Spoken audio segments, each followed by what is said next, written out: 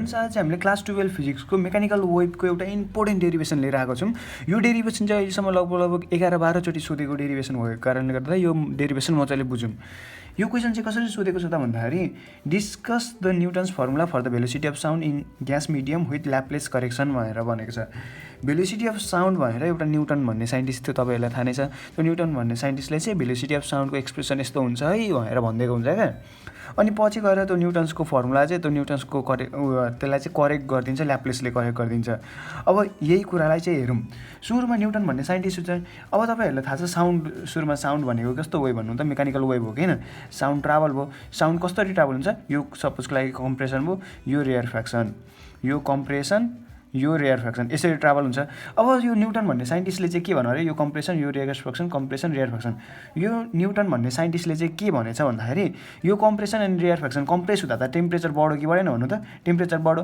यो रेयरफ्याक्सन हुँदाखेरि के हुन्छ भन्नु त, टेम्परेचर घट्छ कि घट्दैन, टेम्परेचर घट्यो। यो टेम्परेचर र घट्ने र बढ्ने चाहिँ बराबर हुन्छ भन्नुको मतलब चाहिँ टेम्परेचर चाहिँ यतिखेर चाहिँ कन्स्ट्यान्ट हुँदो रहेछ। यस्तो केसमा चाहिँ जहाँनिर आउने मतलब टेम्परेचर यहाँ आएर त टेम्परेचर हुन्छ, टेम्परेचर बढेको हुन्छ, यो चाहिँ घट्छ। मतलब टेम्परेचर त्यसको चाहिँ डिटी भनेको चाहिँ जिरो हुन्छ भन्नु खोजेको क्या।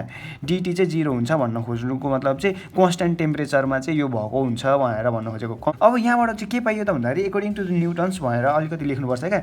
के भन्नुपर्छ त्यो अलिकति लेख्नुपर्ने कुरा म लेख्छु है। अब मैले यहाँ आएर भन्नुपर्ने कुरा, लेख्नुपर्ने कुरा लेखेँ क्या। यो कम्प्रेसन एन्ड रेयरफ्याक्सन हुँदाखेरि टेम्परेचर यसले गेन गर्ने, यसले लस गर्ने कुरा चाहिँ एकदमै स्लो प्रोसेस हुन्छ भनेर न्युटनले भन्यो क्या।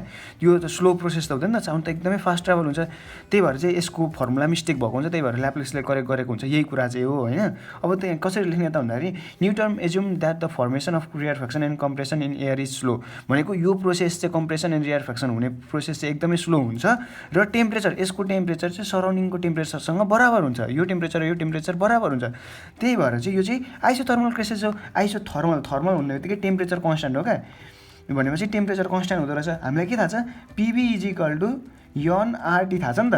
टेम्परेचर पनि constant, R universal gas constant पनि कन्स्ट्यान्ट, नम्बर अफ मोल पनि कन्स्ट्यान्ट। भनेपछि यो सबै कन्स्ट्यान्ट हो कि होइन भन्नु त। भनेपछि PV is equal to constant भयो कि भएन भन्नु त। यो चाहिँ के को लागि भयो, आइसोथर्मलको केसको लागि भयो। अब यहाँनिर यसलाई चाहिँ डेरिभेटिभ गर्नुपर्छ क्या यसको। अब डेरिभेटिभ गर्दाखेरि चाहिँ के हुन्छ त भन्दाखेरि यसको त प्रोडक्ट रुलमा छ। भनेपछि डिभी अनि यहाँ आएर कन्स्ट्यान्टको डेरिभेटिभ भनेको जिरो। कन्स्ट्यान्टको डेरिभेटिभ भनेको तपाईँहरूलाई थाहा नै छ, कन्स्ट्यान्टको डेरिभेटिभ के अरे जिरो भइहाल्छ। अब यसमा त प्रोडक्ट रुल लाग्छ नि त। प्रोडक्ट रुलमा के हुन्छ, सुरुमा पी लेखिन्छ अनि डिभी प्लस भी लेखेर डिपी लेखिँदैन। यो प्रोडक्ट रुल लगायो क्या। सुरुमा यता राखेर यसको डेरिभेटिभ प्लस यसलाई कन्स्ट्यान्ट राखेर यसको डेरिभेटिभ गरेको त हो, केही गरेको छैन। मतलब कन्स्ट्यान्टको डेरिभेटिभ चाहिँ जिरो हो, तपाईँहरूलाई थाहा नै छ। कन्स्ट्यान्टको डेरिभेटिभ जिरो लेखेँ। त्यस पछाडि यहाँबाट हामीले पीको भ्यालु निकाल्नुपर्छ क्या। पीको भ्यालु निकाल्नुपर्छ। पीको भ्यालु निकाल्दाखेरि के हुन्छ भन्नु त, पीलाई एक्लै पार्दाखेरि डिबी लेखेँ, यतापट्टि उता जाँदाखेरि माइनस भी डिपी भयो कि भएन भन्नु त। केही गरेकै छैन यहाँ आएर, मैले केही गरेको छ त, गरेको छैन। त्यस पछाडि मैले के निकाल्ने अरे, पी निकाल्ने भनेर भने नि त। पी भनेको माइनस भी डिपी बाई डिभी भयो होइन। अब यो भीलाई मैले यहाँ नलेखेर डिभाइड बाई यस्तो यो काटेर होइन, मतलब यस्तो लेख्न पाउँछ कि पाउँदैन भन्नु त। यो भीको ठाउँमा माइनस डिपी बाई डिभी बाई भी लेख्न पाएँ कि भएन भन्नु त। यस्तो लेख्न त पाउँछौँ नि त। यो भनेको के हो, प्रेसर हो कि होइन भन्नु त। प्रेसर भनेको प्रेसर भयो। यो भनेको स्ट्रेन जस्तै भयो कि भएन भन्नु त। पहिले नै स्ट्रेन पढ्नु भएको थियो कि त तपाईँले। स्ट्रेन भनेको डेल यल बाई यल भनेर पढ्नु भएको थियो। स्ट्रेन भनेको डेल यल बाई यल, यो स्ट्रेन भयो क्या। स्ट्रेस बाई स्ट्रेन, प्रेसर भनेको त स्ट्रेस हो नि त। स्ट्रेस बाई स्ट्रेन भनेको त यो एउटा के रहेछ त भन्दाखेरि इलास्टिसिटी रहेछ कि रहेन रहेछ। स्ट्रेस बाई स्ट्रेन जस्तै भएन। प्रेसर भनेको त स्ट्रेस हो नि त। अनि यो चाहिँ स्ट्रेन भयो। प्रेसर, अब यसलाई चाहिँ हामी यस्तो बल्क मोडुलस भनेर यस्तो रिलेट गर्न पाउँछौँ क्या। लेट अथवा यो चाहिँ के हो त भन्दाखेरि स्ट्रेस बाई स्ट्रेन, यो भनेको चाहिँ इलास्टिसिटी हो। यो चाहिँ बल्क मोडुलस अफ इलास्टिसिटी लेखिदिने यहाँ वेयर बी इज, अब where B is bulk modulus of elasticity भनिहालेँ। अब भनेपछि हामीलाई के थाहा छ त, थाहा भएको कुरा चाहिँ के हो त भन्दाखेरि velocity of sound is equal to root under elasticity by density. तपाईँहरूलाई थाहा छ कि थाहा छैन, राम्रोसँग थाहा छ नि त इलास्टिसिटी। अहिले इलास्टिसिटी भनेको के रहेछ त भन्दाखेरि त्यो छ कि छैन भन्नु त। यो इलास्टिसिटीको ठाउँमा मैले अब प्रेसर लेख्न पाएँ कि पाइनँ। न्युटनको केसमा अब यो भनेको त इलास्टिसिटी भनेको त प्रेसर रहेछ नि त खासमा त। अब भनेपछि यहाँ इलास्टिसिटीको ठाउँमा प्रेसर बाई उयो लेख्न पाएँ कि भएन भन्नु त, डेन्सिटी लेख्न पाएँ नि त। भनेपछि न्युटन्सको अनुसार चाहिँ न्युटन्सको अनुसार चाहिँ हाम्रो फर्मुला भेलोसिटी अफ साउन्डको फर्मुला चाहिँ यस्तो भयो कि भएन भन्नु त, यस्तो भयो। अब त्यसले न्युटन्सले चाहिँ एक्सपेरिमेन्टली के अब एक्सपेरिमेन्ट गर्दाखेरि चाहिँ यो प्रेसर भनेको नर्मल एटमोस्फेरिक प्रेसर भनेपछि एनटिपीमा चाहिँ के हुन्छ भन्नु त, प्रेसरमा नर्मल टेम्परेचर एन्ड प्रेसरमा प्रेसर भनेको त 1.01 × 10⁵ पास्कल हो, यो भनेको प्रेसर भयो। अनि अब डेन्सिटी अफ ग्यास भनेको 1.29 केजी पर मिटर क्युब हो क्या भन्नु त। अब यो भ्यालु हालेर यहाँ आएर भेलोसिटी अफ साउन्ड निकाल्यो क्या त्यसले, भेलोसिटी अफ साउन्ड न्युटनले निकाल्दाखेरि चाहिँ प्रेसर भनेको 1.01 × 10⁵ पास्कल राखेको छ, अनि 1.29 राख्दाखेरि चाहिँ यसले चाहिँ एक्सपेरिमेन्टली यसको भ्यालु चाहिँ कति निकाल्यो त भन्दाखेरि 280 निकालेछ क्या, 280 मिटर पर सेकेन्ड निकालेछ। अब यो चाहिँ एक्सपेरिमेन्टल भ्यालु, यो चाहिँ एक्सपेरिमेन्टल भ्यालु मतलब थ्योरिटिकल भ्यालु हो। अब यसलाई नाप्दाखेरि साउन्डको स्पिडको नाप्दाखेरि चाहिँ 330 जस्तो आउनु पऱ्यो नि त, 330 मिटर पर सेकेन्ड आउनु पर्ने, यो चाहिँ त्यो भ्यालुभन्दा धेरै भिन्नता आयो नि त। त्यही भएर चाहिँ ल्याप्लेसले चाहिँ यसलाई खोज अनुसन्धान गरेर फाइन्ड गर्यो क्या के चाहिँ मिस्टेक छ भनेर। अब ल्याप्लेसले करेक्ट गर्दाखेरि चाहिँ के भएछ भन्दाखेरि नि, अब हेर्नु है, त्यो न्युटन्सले दिएको न्युटन्सले के दियो भन्नु त, न्युटन्सले velocity of sound is equal to root under pressure by density दियो। अब यो ल्याप्लेसले चाहिँ यो यस्तो हुँदैन भनेर भन्यो क्या, ल्याप्लेसले चाहिँ न्युटन्सलाई नै फ्लप खोइदिन खोज्यो। न्युटन्सले चाहिँ यस्तो भनेको थियो। अब ल्याप्लेसले चाहिँ के भन्यो त भन्दाखेरि यस्तो साउन्ड वेभ ट्राभल गर्दाखेरि यो कम्प्रेसन यो रेयरफ्याक्सन, यो कम्प्रेसन यो रेयरफ्याक्सन हुँदै ट्राभल गरेको थियो नि त, कम्प्रेसन रेयरफ्याक्सन कम्प्रेसन रेयरफ्याक्सन।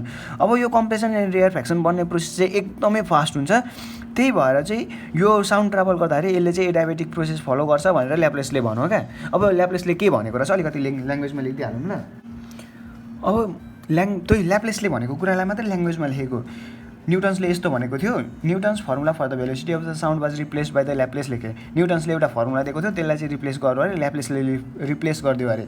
अनि एकर्डिङ टु ल्याप्लेसले चाहिँ के भनेछ भन्दाखेरि the propagation of the sound travel हुँदाखेरि चाहिँ साउन्ड एकदमै फास्ट ट्राभल हुन्छ अरे, त्यो एकदमै फास्ट ट्राभल हुन्छ अरे, that it follow the adiabatic process भनेर भन्यो अरे क्या। त्यो साउन्ड ट्राभल गर्दाखेरि चाहिँ यसले एडाबेटिक प्रोसेस फलो गर्छ भनेर मात्रै भन्यो, यति भन्यो होइन ल्याप्लेसले। अब एडाबेटिक प्रोसेस फलो गर्ने बित्तिकै एडाबेटिक प्रोसेसको एक्सप्रेसन भनेको त भी अनि पिभीको power gamma is equal to constant भनेर एडाबेटिक प्रोसेसको कन्डिसन हो नि त, यो त एडाबेटिक प्रोसेसको कन्डिसन हो। अब एडाबेटिक प्रोसेसको कन्डिसन भयो होइन। अब तपाईँहरूले यो एडाबेटिक प्रोसेसलाई यसलाई अघिको जस्तै डेरिभेटिभ गर्नुपर्छ कि पर्दैन भन्नु त, डेरिभेटिभ गरिदिउँ। डेरिभेटिभ गर्दाखेरि यो गामा छ नि, यो गामा भनेको चाहिँ रेसियो अफ मोलर हिट कन्सन्ट्रेसनहरू हो क्या, यो भयो। अब भीको power gamma is equal to the constant भयो। अब यो कन्स्ट्यान्टको डेरिभेटिभ 0 भइहाल्छ, यसमा चाहिँ प्रोडक्ट रुल लाग्यो होइन। अब प्रोडक्ट रुल लाग्नुभन्दा अगाडि एउटा कुरा भन्छु ल, तपाईँले डेरिभेटिभ त मजाले पढ्नु भएको छ नि त। सपोजको लागि वाइलाई डेरिभेटिभ गर्नु पऱ्यो भने विथ रेस्पेक्ट टु यक्स गर्नु पऱ्यो भने हामी के गर्छौँ भनौँ त, सुरुमा नर्मल एक्सको बुझौँ। सपोजको लागि एक्स स्क्वायर छ भने डेरिभेटिभ 2 अगाडि आउँछ, 2 यक्स अनि 2 - 1 हुन्थ्यो नि, पावर -1 ले घट्छ न डेरिभेटिभमा, इन्टिग्रेसनमा मात्रै जोडिने हो। अब यसमा चाहिँ डेरिभेटिभमा यसको डेरिभेटिभ चाहिँ के हुन्छ, 2 अगाडि आउँछ अनि वाइ अनि 2 - 1 हुन्छ, यो त हुन्छ। अब यो त फङ्सन वाइ भनेको त एउटा फङ्सन हो नि त, फङ्सनको केसमा चाहिँ dy/dx पनि लेख्छौँ कि लेख्दिनँ भन्नु त, dy/dx लेख्छौँ। यो चाहिँ फङ्सनको केसमा dy/dx पनि थपिन्छ है भनेर भन्न खोजेको मात्रै हो तपाईँलाई। सुरुमा यसलाई प्रोडक्ट रुल लगाऊँ, मजाले विस्तार गरौँ है, यो बुझ्नुपर्छ। यो पी छ, पी सुरुमा यसको डेरिभेटिभ हुन्छ हुँदैन भन्नु त, पिभी यो गामा हो, भी अनि गामाको भयो डेरिभेटिभ प्लस भी गामा अनि डिपी, यो प्रोडक्ट रुललाई कन्स्ट्यान्टको डेरिभेटिभ 0। अब यसको चाहिँ यो वाइकै फर्ममा जस्तो भयो क्या, यो वाइको फर्ममा सुरुमा यहाँ आएर आएको थियो अनि 2 पावर 1 भएको थियो अनि डी यस्तो लेखेका थियौँ, dy/dx लेखेका थियौँ नि, हो यस्तै यहाँनिर त्यस्तो फर्ममा आयो हेर्नु त। अब पी यस्ताको त्यस्तो लेख्ने, यो गामा अगाडि आयो, गामा लेखेँ अनि त्यस पछाडि के भएको थियो, यो भी अनि गामा -1 भयो, गामा माइनस यो भी अनि गामा -1 पनि भयो, डट डिबी, यही यसकै डेरिभेटिभ पनि हुन्छ कि हुँदैन भने, यो त फङ्सन हो नि त, त्यही भएर डिबी यहाँ आयो। यो बुझ्नुभयो, डेरिभेटिभ यस्तो डेरिभेटिभ लागेको क्या यसमा मानेर, प्लस यहाँ आएर भी गामा अनि डिपी जस्ताको त्यस्तै भइहाल्यो, 0 भयो होइन। अब यहाँ आएर हामी के गर्थ्यौँ अरू बेला, प्रेसरलाई एक्लै पार्थ्यौँ। अब यहाँ चाहिँ गामा प्रेसरलाई एक्लै पार्छौँ, यहाँ चाहिँ गामा प्रेसरलाई एक्लै पार्छौँ। अब भन्नुको मतलब यो यसलाई उता लगिदिउँ त, इजिकल टु भन्दा उता P gamma V gamma -1 dV is equal to minus V gamma अनि डिपी भयो।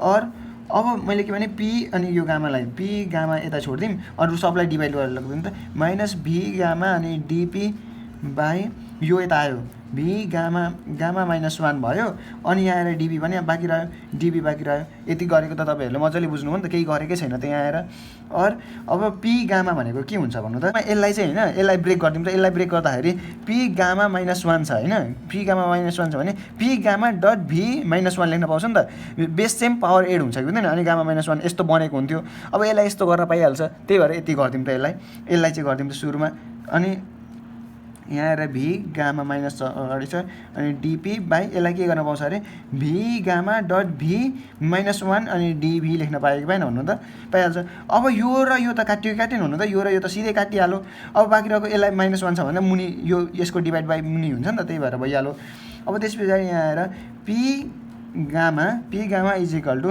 माइनस डिपी बाई यो भनेको त के हुने रहेछ डिभी यो डिभाइड गरेर भी हुने रहेछ नि त यो भयो अब हेर्नु त प्रेसर बाई स्ट्रेन भयो जस्तै स्ट्रेस बाई स्ट्रेन जस्तै भयो नि त स्ट्रेस बाई स्ट्रेन भयो भने यसलाई चाहिँ के लेख्न रहेछ इलास्टिसिटी लेख्न पाइन्छ अथवा bulk modulus is equal to bulk modulus अब लेख्न पाइहाल्छ भनेपछि बी भनेको चाहिँ के रहेछ त भन्दाखेरि इलास्टिसिटी रहेछ अब हामीलाई के थाहा छ velocity of sound is equal to root under हामीलाई इलास्टिसिटी बाई डेन्सिटी भनेर त हामीलाई थाहा छ नि त अब इलास्टिसिटी बाई डेन्सिटी भनेको के हो इलास्टिसिटी हाम्रो यो ल्याप्लेस करेक्सन अनुसार इलास्टिसिटी कति आयो भन्नु त गामा पी आयो क्या अथवा पी गामा अथवा गामा पी भयो बाई डेन्सिटी जस्ताको त्यस्तै भयो अब यो चाहिँ हाम्रो यो चाहिँ हाम्रो के अरे ल्याप्लेस अनुसार चाहिँ यस्तो आयो क्या अब ल्याप्लेसले चाहिँ अब यो एक्सपेरिमेन्ट गर्दाखेरि चाहिँ पी भनेर पीको भ्यालु पनि अब हामीलाई थाहा छ 1.01 इन्टु 10⁵ पास्कल हुन्छ भनेर थाहा छ डेन्सिटी भनेको पनि थाहा छ 1.29 केजी पर मिटर क्युब भनेर हुन्छ भनेर पनि थाहा छ अनि गामा भनेको 1.4 हुन्छ भनेर पनि थाहा छ अब यो भ्यालु चाहिँ यहाँ आएर हाल्दाखेरि भेलोसिटी अफ साउन्ड त निक्लिन्छ कि निक्लिँदैन भन्नु त भेलोसिटी अफ साउन्ड निक्लिन्छ 1.01 इन्टु 10⁵ अनि इन्टु प्रेसर हालिहालेँ गामा भनेको 1.4 गामा हालिहालेँ अनि बाई डेन्सिटी भनेको 1.29 यो एक्सपेरिमेन्टली गर्दाखेरि चाहिँ यसले चाहिँ भ्यालु भनेको 331.2 मिटर पर सेकेन्ड निकालेछ क्या यसले चाहिँ एक्सपेरिमेन्टली भ्यालु ल्याप्लेसले यो चाहिँ हाम्रो थ्योरिटिकल गर्दाखेरि चाहिँ जति आउनुपर्ने त्यसकै छेउछाउमा आएको कारणले गर्दा यसलाई चाहिँ अहिलेसम्म करेक्ट मानिएको